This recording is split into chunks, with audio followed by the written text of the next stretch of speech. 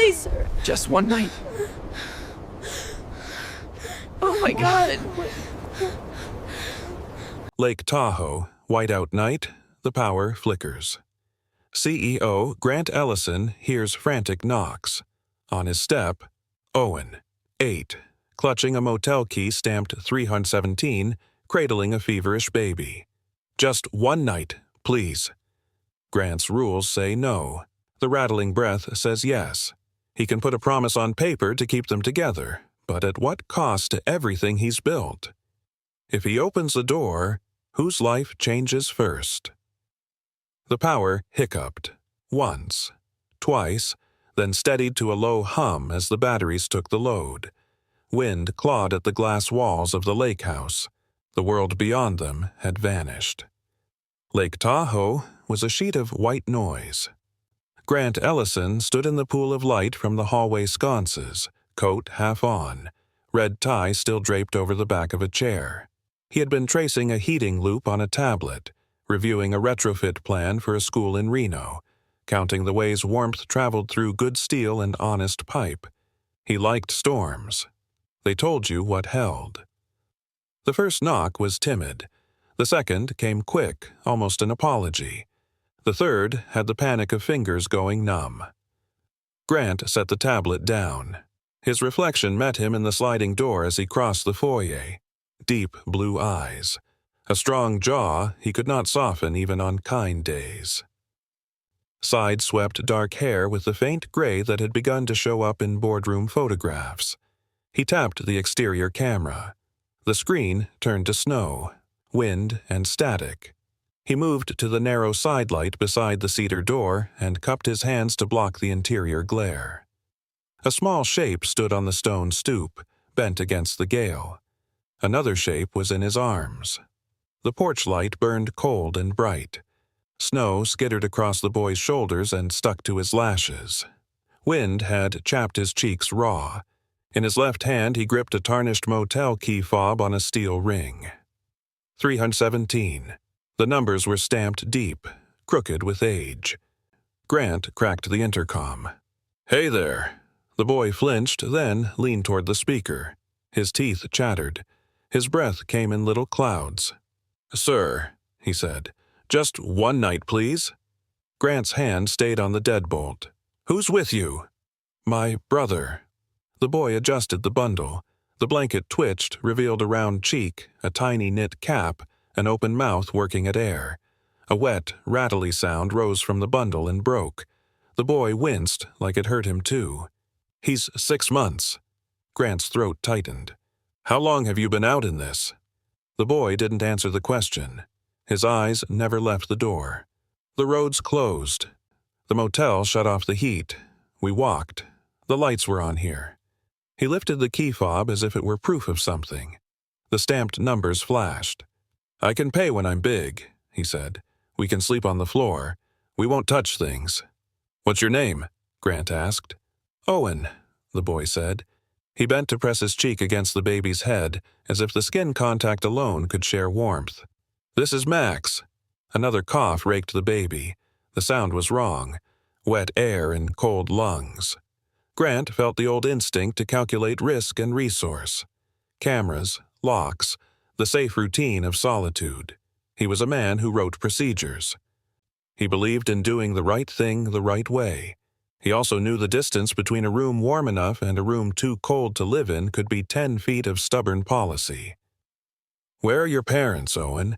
Grant asked gently. Wind hissed against stone. Owen swallowed. "It's just us," he said. Grant looked past the boy to the driveway. The SUV sat under a crust of snow, emergency lights blinking a slow heartbeat. Out on the highway, the district plows were probably fighting blind. He imagined the Reno ER, the pediatric wing he had toured last fall when his foundation funded new warmers. He imagined the intake nurse asking names. He imagined forms. He imagined a social worker doing her job with a pen and a checklist that did not know these boys yet. Owen hugged the key fob to his chest. "Please," he said. The word was quiet, almost swallowed by the wind. "Just one night." Grant felt the handle beneath his palm. The door was a heavy slab of cedar. It was also a boundary he had built on purpose. He had rules: security, solitude, schedule. He had a deal call in the morning if the cell towers held. He had a life ordered by heat curves and grid stability, by the math of keeping cities warm. He watched the baby's tiny chest tremble, heard the rattle catch and stall. He thought of his father's hands after winter layoffs, cracked and useless, of his mother making soup stretch one more day, of the old rental where the heater died every February, and a landlord said a blanket was cheaper than a repair. He moved his hand from the deadbolt to the second lock, the one he almost never touched. He did not turn it, not yet. "Owen," Grant said, steady but low. "You're freezing. I hear your brother's breathing. I can help, but I need to do this the right way." He hated how formal that sounded against a child's shiver. "One night is not always safe. I want safe." Owen nodded fast, as if any word from inside was better than the howl behind him. "We'll be quiet," he said. "I'll keep him from crying. I promise." Promises were cheap in his business unless you put them on paper. Still, they were where change began. Grant leaned closer to the glass. "Is that key a reminder?" he asked softly. 317. Owen's fingers tightened like he would lose everything if he let it go. "It's how we get back to safe," he whispered. Grant's breath clouded the glass. He set his jaw. "Just one night, please," Owen said again. Grant stood frozen, the winter wind clawing at his back. Every instinct told him to send them away. Call security, call someone else, keep his world clean. But then he saw the baby's chest rise shallow and rattled. The sound pierced deeper than any boardroom accusation ever had. "Come inside," he said quietly. Owen's grip tightened on the motel key fob, as if stepping over the threshold might erase the last piece of his world. Still, the boy obeyed, stumbling in with Max cradled against his chest. Snowflakes melted into puddles on the slate floor. Grant moved quickly. He pulled thick quilts from the cedar chest by the fire and wrapped both boys. "Sit here," he instructed, guiding Owen to the leather sofa. He adjusted the quilt around Max, tucking it carefully under the baby's chin. Owen's eyes darted everywhere: polished stone, framed photographs, the silent glow of the fireplace, but his jaw stayed set, his hand never leaving the key. Grant crouched down, meeting the boy's wary gaze. "I'm calling a medic. He'll look at your brother, make sure he's stable." "No hospitals," Owen blurted, his voice breaking. "They ask questions. They take kids away." His small frame trembled harder than the storm outside. Grant hesitated. Years of contracts and negotiations taught him to keep control, to never promise what he couldn't deliver, and yet, staring at this boy, wind-burned cheeks, desperate eyes, he found himself nodding. "All right," he said gently. "No hospitals tonight. Just a doctor, I trust. You stay together. That's the rule." For the first time, Owen's eyes flickered with something like relief. Minutes later, Grant had a fire blazing and hot water steaming on the stove. He handed Owen a mug of cocoa, the kind his chef always stocked but he never touched. Owen sniffed it suspiciously before sipping, then pulled it close like a secret. Max whimpered, the sound thin and frightening. Grant placed a call to his private medic, giving clipped but urgent instructions. "Respiratory distress, infant, 6 months. Bring antibiotics, fluids. I'll cover the storm surcharge. Just get here." When he hung up, he caught Owen watching him. The boy spoke barely above a whisper. "Just tonight, right?" Grant's throat tightened. He forced his voice steady. "Just tonight, until the storm passes." He didn't realize then how easily those words would bend, how a single night could open the door to something he thought he'd buried forever. The fire crackled steady now, sending shadows across the wide glass windows where snow still raged. Grant sat in a leather armchair, jacket draped aside, his white shirt sleeves rolled to the elbows. Across from him, Owen perched on the edge of the sofa cushion, his small frame wrapped in quilted fabric that seemed to swallow him whole. Max slept fitfully in the boy's lap, his breaths still uneven, a faint rattle breaking the silence every few minutes. On the coffee table, Grant had set out food: soup, bread, and fruit. It wasn't plated like the catered meals that usually filled his kitchen. It was simple, warm, survival food. He pushed the bowl closer to Owen. "Eat," he said. The boy shook his head. Instead, he tore a piece of bread, dipped it in the soup, and pressed it to Max's lips. With careful fingers, he coaxed the baby to swallow. Only after Max's face relaxed slightly did Owen nibble on what was left. He tucked the remaining crust into his jacket pocket, quick and secretive. Grant noticed. He leaned forward, resting his elbows on his knees. "Why save that? There's more here." Owen's eyes darted up, guarded. "In case he's hungry later." His voice was clipped, rehearsed, like someone who had learned the price of scarcity too early. Grant felt something twist inside him. He remembered his own childhood winters, the way his father would come home after layoffs at the plant, hands raw from searching odd jobs, silence heavy at the dinner table. His mother had cut potatoes thinner in the stew so it seemed to stretch. He had pocketed biscuits himself back then, telling no one. "You don't have to hide food here," Grant said softly. "There will always be enough." Owen didn't answer, just tightened his grip on the motel key fob, the metal pressing white marks into his palm. Grant nodded toward it. "That key.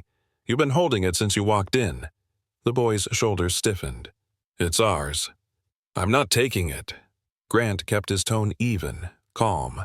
"But I'd like to know why it matters." Owen's lips pressed thin. His eyes, red from wind and fear, flicked down to Max. Then back to the key. He didn't speak further, not yet. Trust was a currency he couldn't spend easily. The silence stretched. Snow tapped the windows like fingernails.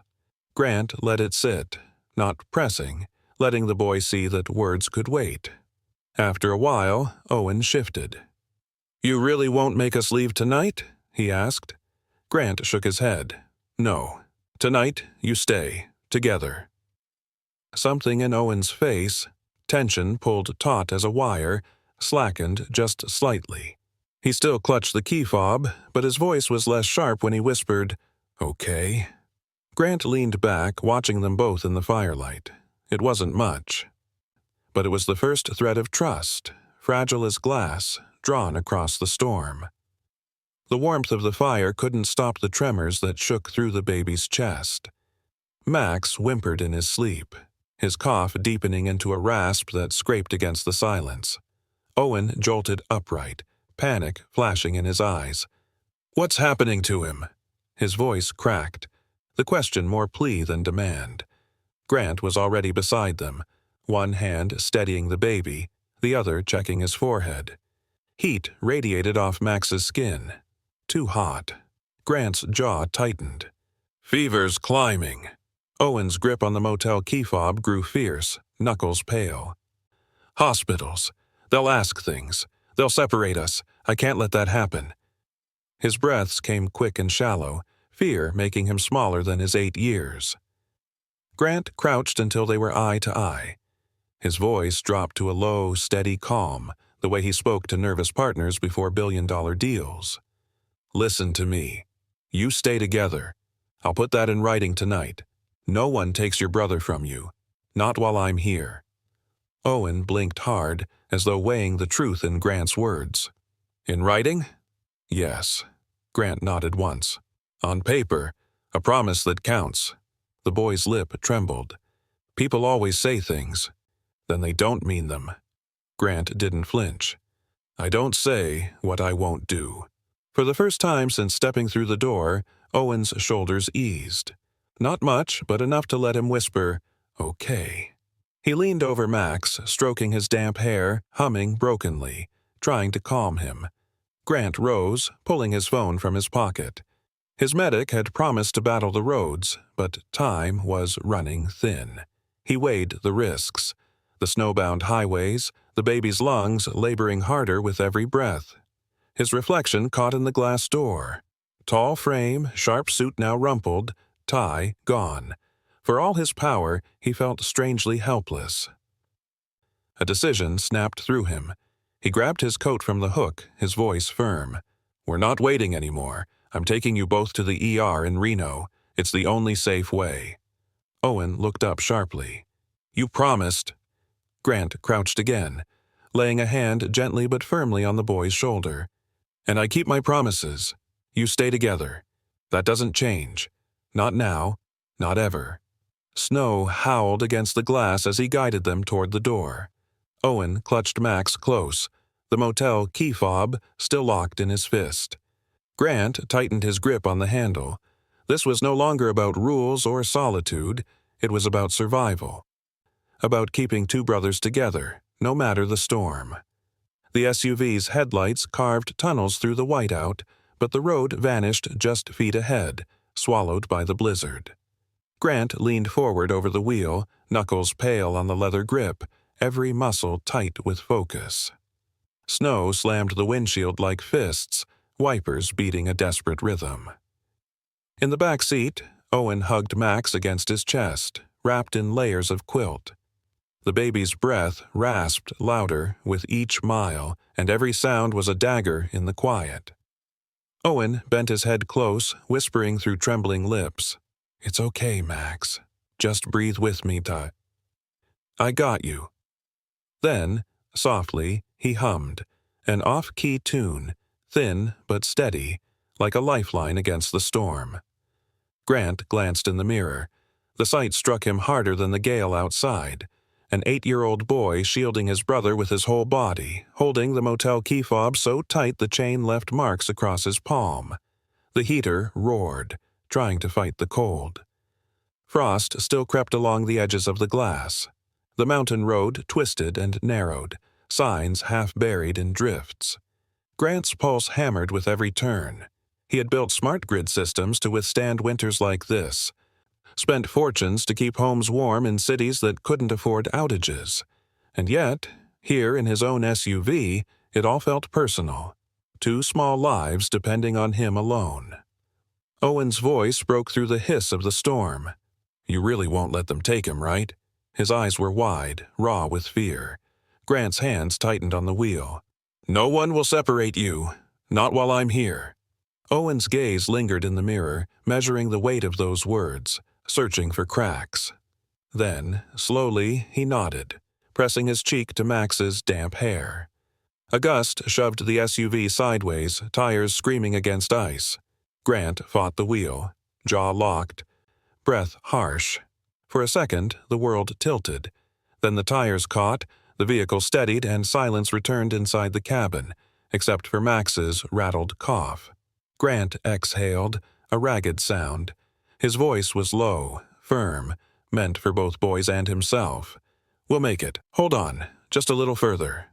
The blizzard howled, but inside that SUV, 3 lives were bound together, inching forward through the dark. The automatic doors hissed open, spilling harsh fluorescent light onto the snow-caked entrance. Grant carried Max in his arms now, the baby limp against his chest. Owen trotting close at his side, Yami, clutching the motel key fob like it was oxygen. Warmth blasted them as they entered, but the sterile air smelled of disinfectant and fear. "Infant, 6 months, respiratory distress," Grant barked, voice sharp, controlled. "Exposure in the storm, needs immediate care." A nurse behind the desk looked up, startled by the suited man dripping melted snow across the tile, but her training snapped into gear. "Room 3, now." She pressed a button, and sliding glass opened to the pediatric wing. Dr. Lin Yang appeared almost instantly. Short, calm, the kind of presence that slowed panic without saying much. She took the baby from Grant's arms with practiced care, listening to his chest with a stethoscope. Temps high. Breathing shallow.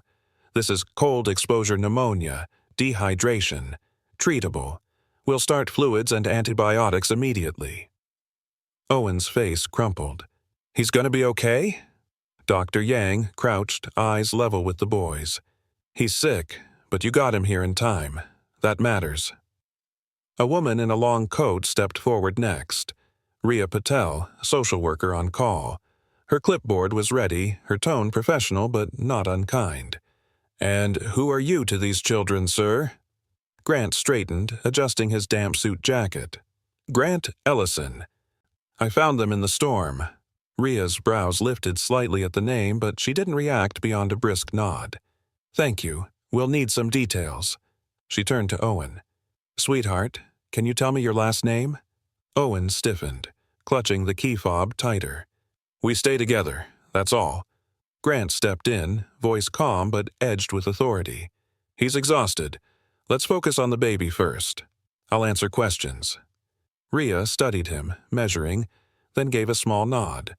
"Fine, but there will be follow-up. Tonight, their safety comes first." Grant looked back at Owen, who hovered just outside the glass as the nurses worked over Max.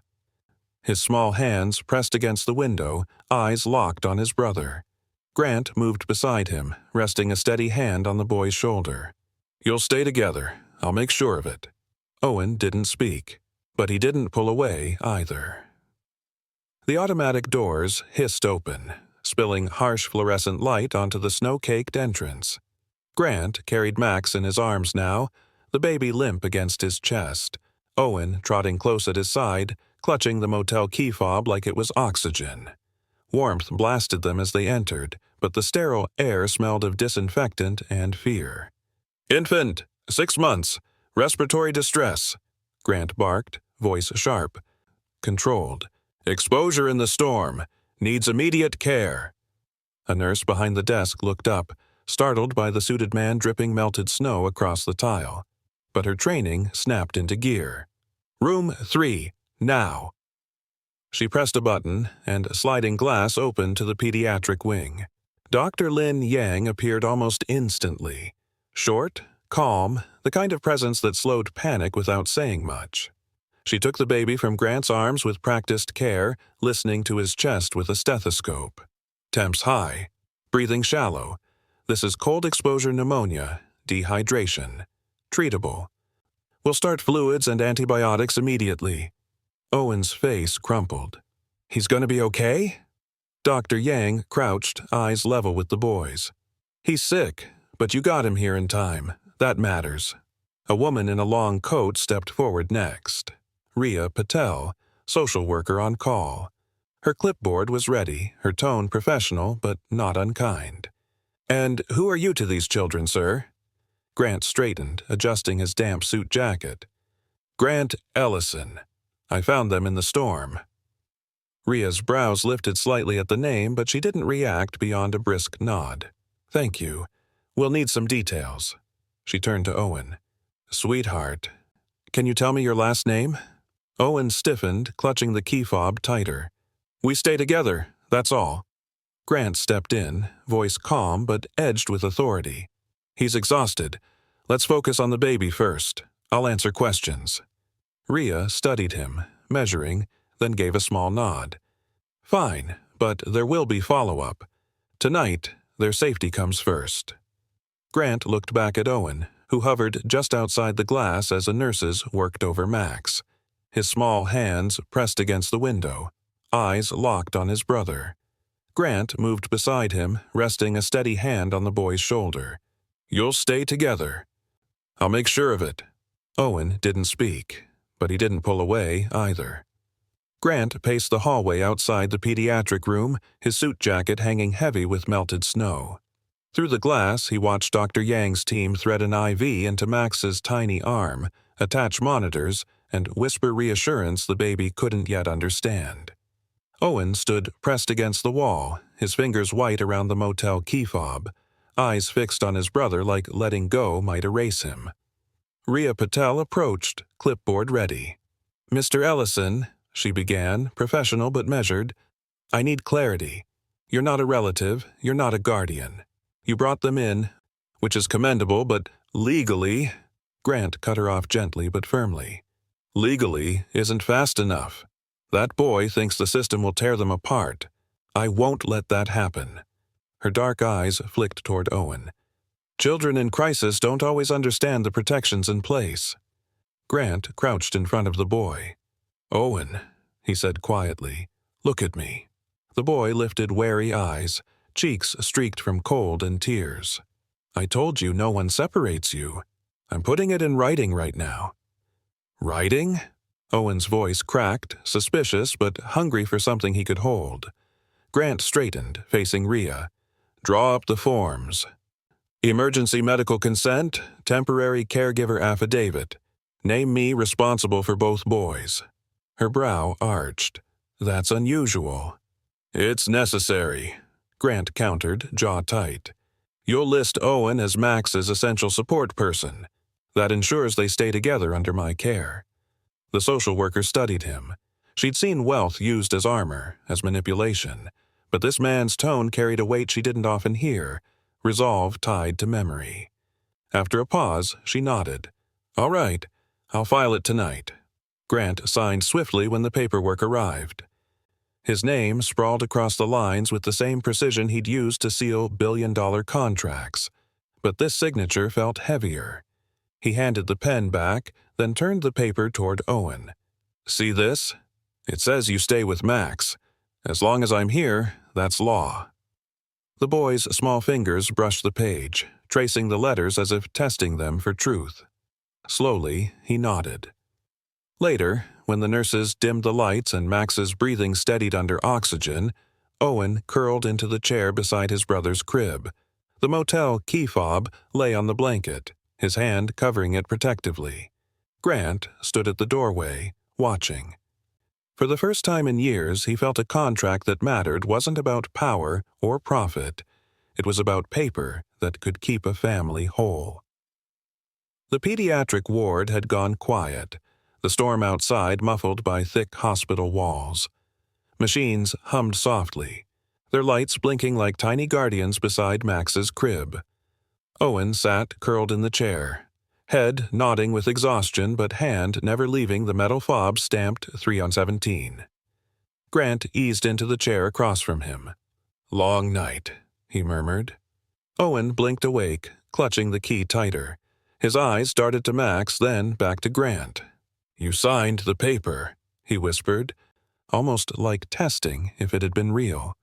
"I did," Grant said gently. "It means you stay with your brother. No one can break that." The boy studied him, suspicion and hope warring in his gaze. His thumb rubbed circles over the key. Grant tilted his head toward it. "You've held that since the minute you knocked on my door. What's the story behind it?" For a long while, Owen said nothing. His lips trembled, then pressed tight, but Grant didn't push. He leaned back, letting silence settle, showing patience instead of force. Finally, Owen spoke. His voice was thin, breaking in places. "It's the room key, 317. The last winter before Mom got sick. We stayed in that motel. Heat worked. She read us stories until the lights went out. It was the only place we weren't scared." He swallowed hard. "When she died, I kept the key. It's how I know we can find safe again." Grant felt his chest tighten. A child carrying safety in a scrap of brass, clinging to it like a lifeline. He thought of his own father's toolbox, the battered tape measure Grant had kept after layoffs closed the plant. Symbols weren't just objects, they were anchors.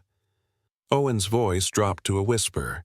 "If I lose this, I don't know if I can get us back."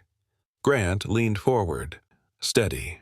"You don't need a key to find safe anymore. You've already brought your brother to it."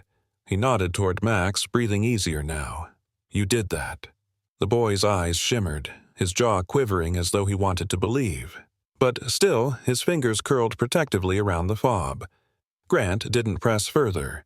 Instead, he sat with him in the quiet, letting the storm rage outside while, inside, a fragile story of survival began to unfold. Morning light cut through the storm clouds, gray and sharp across the Reno skyline. Grant sat in a private conference room adjacent to the pediatric ward, laptop open, headset on. His Navy suit was back in place, red tie knotted perfectly, though his eyes betrayed the sleepless night. On screen, 6 faces stared back at him, the board of Ellison Energy. One voice dominated, sharp with tension. Arthur Pike leaned in close to his camera, his suit immaculate, his worry obvious. "Grant, the municipal microgrid contract is on the line. Optics matter. You can't be photographed sheltering strays." Grant's jaw flexed. "Strays?" Arthur cleared his throat. "Children in crisis. The media spins that wrong. The city council panics, the deal freezes. Billions stall in escrow.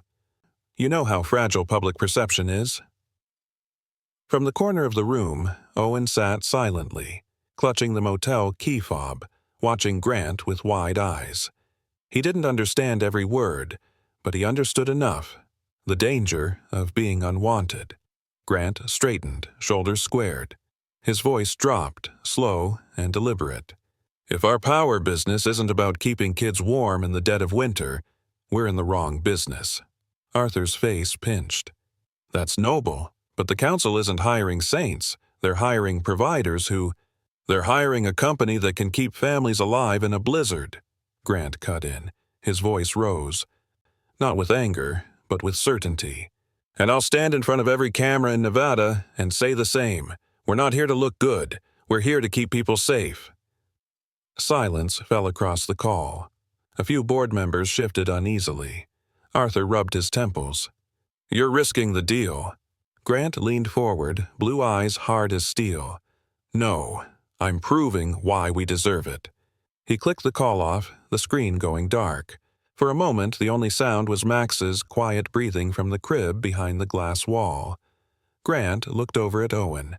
The boy's mouth had parted, surprise softening his guarded expression. "You told them," Owen whispered. "You told them we matter." Grant loosened his tie slightly, exhaustion catching up to him. "Of course I did," he said simply. And, for the first time, Owen's lips tugged into the faintest, uncertain smile. The lake house no longer felt like a fortress of glass and stone. When Grant pulled into the garage, the SUV coated in slush, the boys were no longer guests. They were cargo precious as breath itself. Inside, the fire was already burning, lit by staff who had slipped out before the storm worsened. Grant waved them off, insisting he'd manage. He carried Max to the master suite, where a loaner crib had been delivered by emergency courier. The baby stirred weakly, soothed by the warmth, his fever finally easing under medication. Owen followed close, arms full of supplies, a diaper bag, formula, tiny socks, and the motel key fob dangling from his fist. His eyes roamed the wide space, from tall windows to heavy drapes, taking in every detail with awe and hesitation. Grant knelt beside the crib, adjusting the blankets. "This is your space now," he told Owen. "Yours and your brother's." The boy hesitated, then set the key fob gently on the nightstand just for a moment before snatching it back into his pocket. "He sleeps better when it's near." Grant nodded. "Then keep it close." Later, in the kitchen, he rolled up his sleeves and tried something he hadn't done in years. Cook. Pancake batter dripped clumsily from the ladle, sizzling onto the pan in the lopsided circles. The smell filled the air, mingling with the crackle of the fireplace. Owen hovered at the counter, eyes wide. "You're making those?"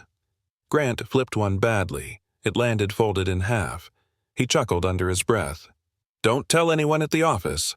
They think I can only run spreadsheets." Owen grinned, really grinned, for the first time. His teeth showed, small and uneven, his cheeks flushed with something other than cold. He picked up a spatula. "You're supposed to wait before flipping." "Then show me." Grant handed it over. The boy leaned on tiptoes, flipping the pancake cleanly. Pride sparkled in his eyes like light breaking through storm clouds. As Max stirred in the crib down the hall and snow glistened outside the tall windows, Grant watched Owen carefully. The house was no longer silent. It was alive, with laughter, with hope, with the fragile sound of a family taking shape. The snow had thinned into a pale glitter across the lake when Rhea Patel arrived at the Ellison retreat. She stepped into the wide foyer, stamping melted flakes from her boots. clipboard already in hand. Grant met her with a firm handshake, his navy suit crisp again, though his eyes carried the weight of sleepless nights. "Follow-up visit," she said, scanning the space. Her gaze lingered on the crib in the living room, the sticky notes taped neatly along the wall, feeding times, medication doses, even a note in Owen's uneven handwriting. "Sing to Max at 2 a.m. "You've been busy," Rhea remarked. "I like systems," Grant replied. "They keep things stable." Owen padded in from the kitchen, flour dust on his sweatshirt, clutching the motel key fob like always. He stuck close to Max's crib, watching Rhea warily. She crouched low. "Hi, Owen. I'm just here to make sure things are safe. You taking good care of your brother?" The boy nodded stiffly. "Always." Grant crossed his arms. "Tell her what you told me." Owen looked up, eyes steady. "We don't go anywhere separate. Ever." Rhea studied the pair, then flipped a page on her clipboard. "There are complications. After your mother's funeral, records show rent arrears. And there's evidence of a self-help eviction during the storm. Illegal, but it leaves the boys without formal housing." Grant's jaw tightened. "Names?" She slid a thin file across the counter. He scanned it quickly. Dates, signatures, a landlord who had cut corners on maintenance for years. Grant's voice dropped low, cold. "I'll clear the arrears, and I'll see to it this landlord meets code enforcement in court." Rhea raised an eyebrow. "You don't waste time? These boys don't have time to waste?" By evening, his legal team was already drafting filings. An attorney specializing in family law sat at the oak dining table explaining procedures. "We'll petition for temporary custody under supervised support, pediatric nurse check-ins, trauma-informed counseling. It's the cleanest path forward." Grant glanced at Owen, who was tracing circles on the key fob with his thumb, eyes heavy but alert. "Supervised support is fine, as long as it means they stay here, together." The lawyer nodded. "That's what it means." Later that night, with contracts and affidavits spread across the table, Grant paused to watch Owen feed Max a bottle, humming softly. For a moment, the storm outside felt like a different world. Inside, there was order, safety, and a fragile thread of belonging growing stronger with every lawful step. By the next week, reporters had begun circling. Word had slipped of a billionaire CEO spotted at the Reno ER with 2 children in his arms. Headlines speculated, cameras lurked. Grant ignored them all. His focus was narrower, keeping the boys safe and building something lasting. At the Ellison Foundation offices, he stood before his team in shirt sleeves, sleeves rolled high, maps of Nevada winters projected across the wall. "Families freeze every year," he said. "Motel owners shut the heat. Shelters separate kids from siblings. We can change that. Winter safe rooms, partnerships with motels, bundled with vouchers, food, and transport to clinics. Families stay intact." One staffer raised a hand. "And the press, sir?" "They're hungry for a human interest angle." Grant's blue eyes cut sharp. "The children stay anonymous. This is about policy, not spectacle. No names, no faces. We don't need saviors. We need systems that work." The pilot launched within days. Motels signed on, clinics linked transportation. Heat vouchers went live. Quietly, families walked into safety without having to beg for it. Meanwhile, back at the lake house, Owen sat at the table drawing with stubby pencils Grant had brought home. He sketched a square room labeled 3-on-17 in careful block letters. Inside, 2 stick figures huddled together. But this time, there was another figure drawn beside them, tall and broad-shouldered, holding their hands. When Grant passed by, Owen quickly folded the paper, cheeks flushing. The key fob clinked against the table as he tucked the drawing away. "You don't have to hide it," Grant said softly. Owen looked at him, cautious. "It's just easier when things aren't taken." Grant crouched beside him. "No one's taking it. Not the drawing, not the key, not your brother." That night, national news picked up the Winter Safe Room's pilot. Pundits debated his motives, philanthropy or optics. But in the quiet of the lake house, while Max slept soundly for the first time in weeks and Owen guarded the crib with his hand on the motel key fob, the only headline that mattered was written in their steady breaths. They were still together. The courthouse smelled faintly of dust and coffee, its high ceilings echoing with footsteps and whispers. Grant walked through the hall in a navy suit and red tie, Owen close by his side, clutching the motel key fob like it was a shield. Max rested in a carrier strapped securely to Grant's chest, small breaths warm against his shirt. Inside the family courtroom, the judge adjusted her glasses, scanning the file before her. "Mr. Ellison, you are petitioning for continued placement of these children under your care?" "Yes, Your Honor," Grant answered, voice steady. Rhea Patel took the stand, her tone measured but firm. "My evaluation confirms that Mr. Ellison has provided stable housing, medical attention, and emotional support. The boys are bonded.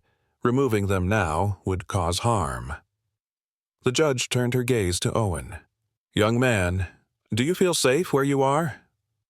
Owen swallowed hard, eyes flicking to Grant, then back to the bench. His voice was small but clear. "We stay together," he promised. And he wrote it down. He lifted the key fob briefly, as though to prove it. Grant's chest tightened at the sight. The judge nodded slowly. "Noted." She turned back to the file. "Mr. Ellison, your commitments include medical logs, supervised nurse visits, and counseling appointments. Do you understand these obligations?" "I do," Grant said firmly, "and I intend to honor them." A pause stretched, the kind where futures balance on a breath. Then the gavel came down softly. The court authorizes continued placement of both children with Mr. Ellison. Review scheduled in 6 months, with path to guardianship if conditions are met. Owen let out a shaky exhale, gripping the key fob so tightly it left marks on his palm. He looked up at Grant, relief and wonder mingling in his young face. Grant bent low, whispering, "You did it, Owen. You spoke for both of you." The boy's voice trembled, but his smile was real. "We're still together." Grant nodded, holding Max closer, feeling the weight of responsibility settle in, not as a burden, but as a vow. Sunlight broke across the lake, glittering on new snow like a field of diamonds. The storm had passed, leaving the air sharp and clear, the silence almost sacred. Inside the lake house, warmth radiated from the hearth, the smell of pancakes lingering faintly from breakfast. Owen sat on the rug, Max nestled against his lap, tiny fingers grasping his brother's sleeve. In Owen's hand, the motel key fob rested, its brass surface worn smooth by weeks of clutching. He stared at it for a long time, then rose and walked to where Grant stood by the window. "Here," Owen said softly, placing the key in Grant's open palm. His voice wavered, but his words carried weight. "It was our way back to safe. You can keep it, if we can stay." Grant looked down at the token, the number 317 glinting faintly in the light. His throat tightened. Slowly, he closed Owen's small fingers back around it. "It stays with you," Grant said gently. "Because you carried your brother through the storm, and I stay with you, both of you. That's my promise." Owen blinked fast, lips trembling, then leaned forward into Grant's chest, the first unguarded embrace. Grant's arms wrapped around both brothers, Max's soft weight pressing between them, the boy's uneven breaths syncing with his own. The house, once silent, sterile, a fortress built to keep the world out, now pulsed with life. Crib in the corner, sticky notes on the wall, laughter in the kitchen. Family, imperfect and new, but real. And as the snow glittered outside, Grant knew the truth. Belonging wasn't written in contracts or boardroom deals. It was etched in promises kept, in trust earned, in the small hand still holding the key to a past he could never change, and a future he would fight to protect.